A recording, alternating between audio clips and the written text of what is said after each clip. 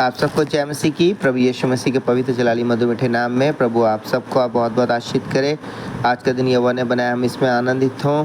अगर आज आप दुखी परेशान हैं, आपको प्रभु जी शांति दे। अगर आज आपका जन्मदिन, शादी की सालगिरह, आपको बहुत बहुत मुबारक हो। बेटी की को भी मुबारक हो, बेटी का जन्मदिन है।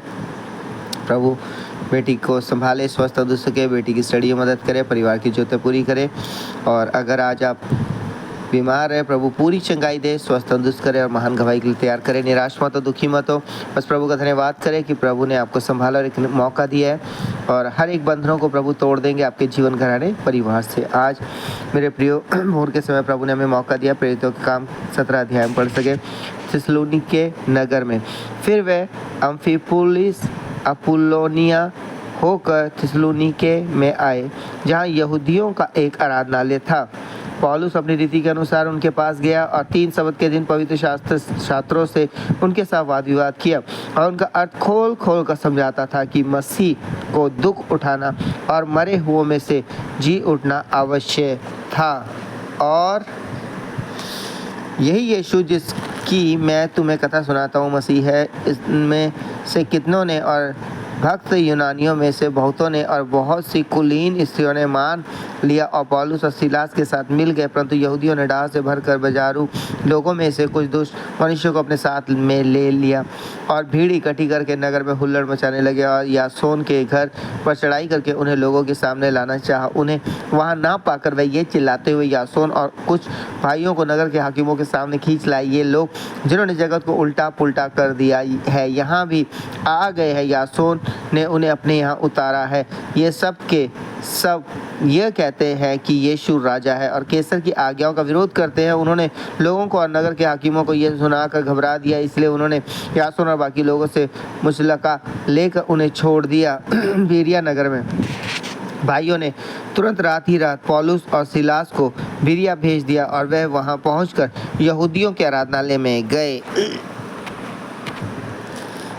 ये लोग तो थिस्सलुनीके के यहूदियों से भले थे और उन्होंने बड़ी लालसा से वचन ग्रहण किया और प्रतिदिन पवित्र शास्त्रों से ढूंढते रहे कि ये बातें यूं ही हैं कि नहीं। इसलिए उनमें से बहुतों ने और यूनानी कुलीन स्त्रियों में से और पुरुषों में से भी बहुतों ने विश्वास किया। किंतु जब थिस्सलुनीके के यहूदी जान गए कि पौलुस बीरिया में भी परमेश्वर का वचन सुनाता है, तो वहां भी आकर लोगों को उस्काने और हलचल मचाने लगे। तब भाइयों ने तुरंत पौलुस को विदा किया कि समुद्र के किनारे चला जाए, परंतु सीलास और तीमुथियुस वहीं रह गए। पौलुस को पहुंचाने वाले उसे एथेंस तक ले गए और सीलास और तीमुथियुस के लिए यह आज्ञा पाकर विदा हुए कि वह उसके पास शीघ्र से शीघ्र आए। एथेंस नगर में जब पौलुस एथेंस में उनकी बाट जोड़ रहा था, तो नगर को मूर्तों से भरा हुआ देखकर उसका जी जल गया। अतः वह आराधनालय में यहूदियों और भक्तों से और चौक में जो लोग उससे मिलते थे उनसे हर दिन वाद विवाद किया करता था। तब एपिकुरी और स्तोईकी दार्शनिकों में से कुछ उससे तर्क करने लगे और कुछ ने कहा, यह बकवादी क्या कहना चाहता है, परंतु दूसरों ने कहा, वह अन्य देवताओं का प्रचारक मालूम पड़ता है, क्योंकि वह यीशु का पुनरुत्थान का सुसमाचार सुनाता था। तब वे उसे अपने साथ अरियुपगुस पर ले गए और पूछा, क्या हम जान सकते हैं कि यह नया मत जो तू सुनाता है क्या है, क्योंकि तू अनोखी बातें हमें सुनाता है। इसलिए हम जानना चाहते हैं कि इसका अर्थ क्या है। इसलिए कि सब एथेंस वासी और परदेशी जो वहाँ रहते थे नई नई बातें कहने और सुनने के सिवाय और किसी काम में समय नहीं बिताते थे। अरियुपगुस की सभा में पौलुस का भाषण था। पौलुस ने अरियुपगुस के बीच में खड़े होकर कहा, एथेंस के लोगों, मैं देखता हूँ कि तुम हर बात में देवताओं के बड़े मानने वाले हो, क्योंकि वह फिरते हुए जब तुम्हारी पूछने की वस्तुओं को देख रहा था, तो एक ऐसी वेदी भी पाई जिस पर लिखा था, अनजाने ईश्वर के लिए। इसलिए जिसे तुम बिना जाने पूछते हो, मैं तुम्हें उसका सुसमाचार सुनाता हूँ। जिस परमेश्वर ने पृथ्वी और उसकी सब वस्तुओं को बनाया, वो स्वर्ग और पृथ्वी का स्वामी होकर हाथ के बनाए हुए मंदिरों में नहीं रहता, ना किसी वस्तु की आवश्यकता के कारण मनुष्य के हाथों की सेवा लेता है, क्योंकि वह स्वयं ही सबको जीवन और श्वास और सब कुछ देता है। उसने एक ही मूल से मनुष्य की सब जातियां सारी पृथ्वी पर रहने के लिए बनाई है और उनके ठहराए हुए समय और निवास की सीमाओं को इसलिए बांधा है कि वह परमेश्वर को ढूंढे, कदाचित उसे टटोल कर पाए, तो भी वो हम में से किसी से दूर नहीं, क्योंकि हम उसी में जीवित रहते और चलते फिरते और स्थिर रहते हैं। जैसा तुम्हारे कितने कवियों ने भी कहा है, हम तो उसी के वंशज हैं। अतः परमेश्वर का वंश होकर हमें यह समझना उचित नहीं है कि ईश्वर सोने या रुपए या पत्थर के समान है, जो मनुष्य की कारीगरी और कल्पना से गढ़े गए हों।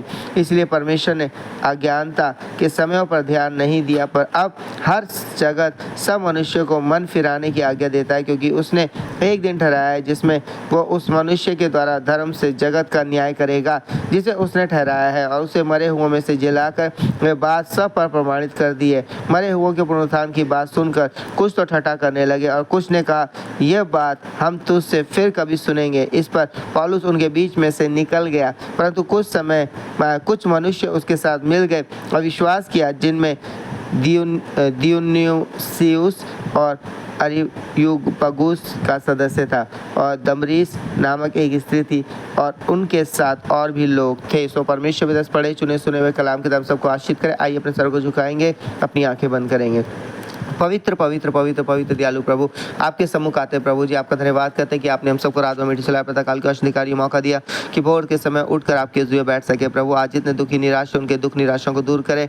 हाँ प्रभु, आज जिनका जन्मदिन उन सबको आशीष करें। बेटी प्रभु जी अरायना को बहुत बहुत आशीष करें जिसका जन्मदिन है। प्रभु परिवार की सारी जरूरतें पूरी करें, कोई कमी घटी उस परिवार में न होने पाए। प्रभु और विशेष कर विनती करता हूँ, हर एक पति पत्नी परिवार बच्चों रिश्तेदारों के बीच आपका अनुग्रह दया प्रेम और शांति बनी रहे। दुख और कष्ट निराशा को दूर करे। प्रभु जी जो बीमार उन्हें छूकर चंगाई दे। प्रभु हाँ प्रभु, उनकी संतानों को आशीष करे, ब्लेसेड कर उनके घराने परिवार को आज दिन भर संभाले, जहाँ कहीं आते आते सुरक्षा दे। प्रभु अपनी महान गवाही के लिए आप उन सबको तैयार करें होल स्पिरिट गोस्ट फायर के थ्रू, और कोई कमी घटी न उनके घराने परिवार में। आपके जब भी पुकारे आपकी हजूरी को अपने साथ महसूस करे। प्रभु आज दिन भर सुरक्षा दे, महान गवाही के लिए तैयार करें। प्रभु आपकी हजूरी के लिए धन्यवाद और प्रार्थना सुनने के लिए धन्यवाद। ये प्रार्थना यीशु के नाम से मांगते हैं, आमीन। सबको जय मसीह की। प्रभु आपको बहुत बहुत आशीष है, आपकी जरूरतें पूरी